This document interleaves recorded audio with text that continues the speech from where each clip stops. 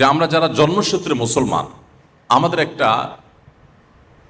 বিশেষ দুর্বলতার দিক হলো, ডিসঅ্যাডভান্টেজ হলো যে আমরা জন্মসূত্রে মুসলমান হওয়ার কারণে ইসলামটাকে কখনো বোঝার চেষ্টাই আমরা করিনি। ইসলামটাকে কখনো অনুভব করার চেষ্টা, উপলব্ধি করার চেষ্টা, হৃদয়ঙ্গম করার চেষ্টা আমরা করিনি।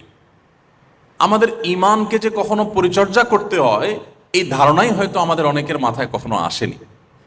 অথচ প্রিয়নবী সাল্লাল্লাহু সাল্লাম তার অত্যন্ত স্নেহের একজন সাহাবীকে বলেছেন, জাদ্দিদু, সাহাবীদেরকে বলেছেন তিনি, জাদ্দিদু ঈমানাকুম, তোমরা তোমাদের ইমানকে নবায়ন করো, রিনিউ করো।